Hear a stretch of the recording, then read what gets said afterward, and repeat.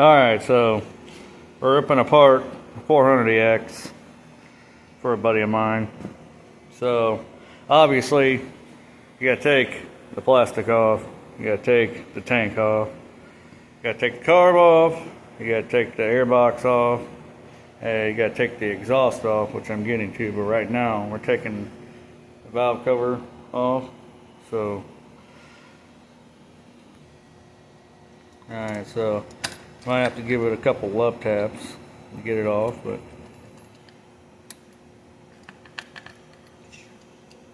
make sure all the bolts are loose. There's about 14,000 of them. So sometimes it gets wedged in between the frame right there. So if anybody's ever worked on a 400EX like this, you know that some of these end up getting stripped out. Not really a big deal, you know. Find a person that could, you know, rethread and heal a coil real good. Taking the exhaust off.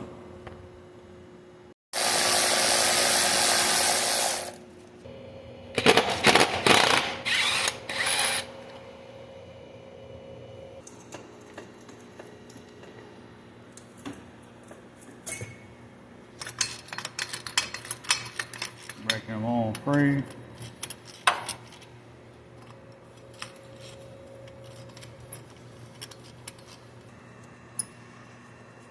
Get this last two here bolt on.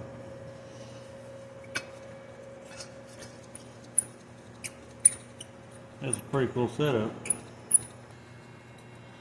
So this is kind of important that you get the actual OEM one instead of the cheapo, because this is actually a gasket and a shim. So alright, so getting the cam gear and the cam bolts and everything like that out, you come down here. This will be a 6, this will be a 10mm. So you always want to make sure you pull these out, these dowels. Make sure you possibly jam something in there. Alright, so you want to make sure you don't drop it down in there either, unless you're wanting to take everything apart. Alright, so you got the 17mm right here. Turn it over like so to get to the other bolt, the other cam bolt. Alright, now break that free. Like I say, you just want to make sure you don't drop that down in there, unless you want to take the right side off to go find it. There we go.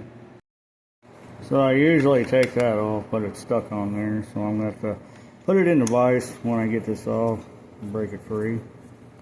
But you got to take the tensioner off, and you can take the cam chain loose and the cam gear off, and then you can pull the cam out, and you pop that bad boy out like so. Very nice, very beautiful. Definitely smell the burnt oil. Look at this one hand. It's not the easiest thing. Might have to put the camera down. Let's have to see. Oh, got one.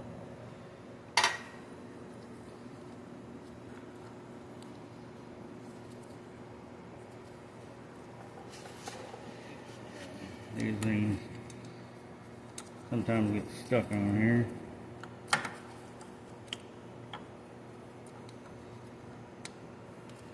Oh, come on. Come on, let go. So there's a hot cam. Yeah, doesn't say anything else, but yeah, there's a hot cam.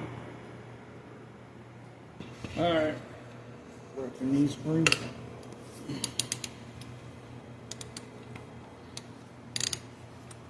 Wasn't extremely tight, but at least even.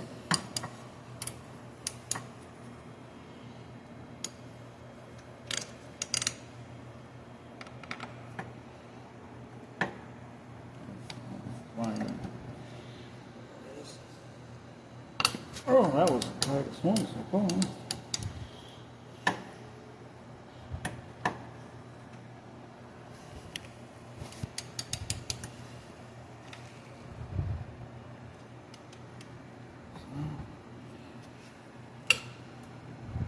Oh, that was the tightest one.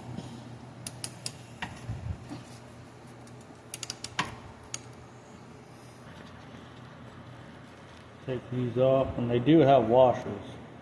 See, like that. Sometimes they stick to it. So just be careful when you're pulling them out. Like I said, you gotta watch it. Sometimes they get stuck and whatnot. Try to get that washer out of there. Like that. You're gonna need a magnetic pin, but yeah, the washer's down in there like that. I mean, that's a dead giveaway which one is which. So if it gets stuck, which it does, you might have to give a little love tap around each corners. So that is one big problem. Look at all that carbon buildup, and looks like, yeah, carbon buildup and oil. I mean, look at that.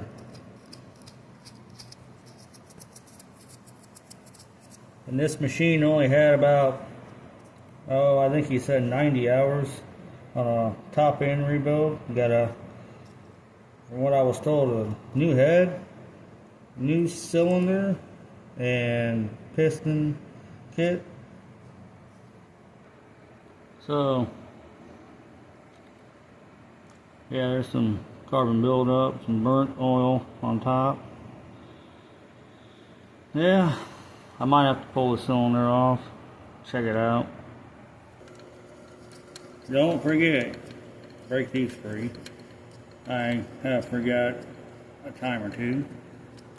I go to pull on the cylinder and I'm like, what the hell is stuck on there? Well, that's what the hell is stuck on there. These two little bolts right here holding her down. So what we have here is an actual decent cylinder. I don't know if that's OEM. I mean, that O-ring looks like it has seen better days, but I know that with the Niche or whatever you call them kits, they don't have that embossment. So this is,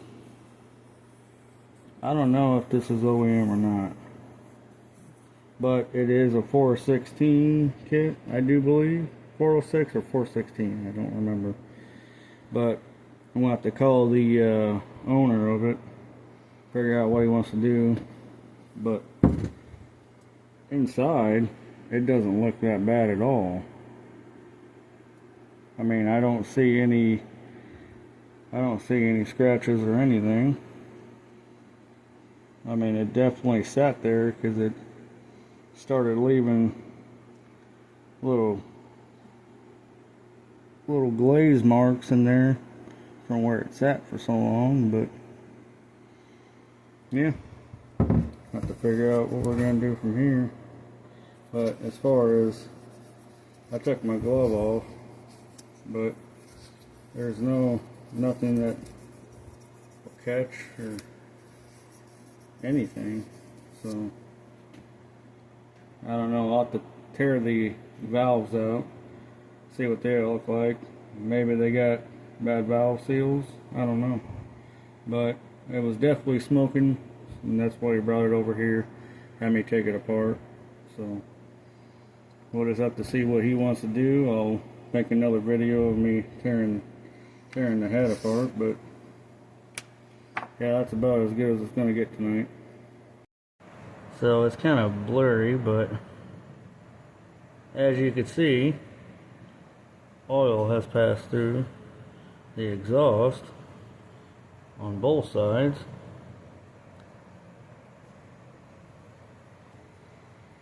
In here, on the intake side, I don't know if you can see it very good, but It looks perfect on both of them.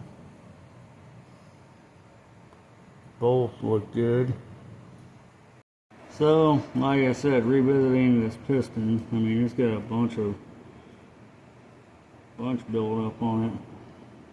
So, I'm going to get a hold of the owner of this. And, I mean, piston don't look bad at all. It looks great other than carbon buildup and oil burnt.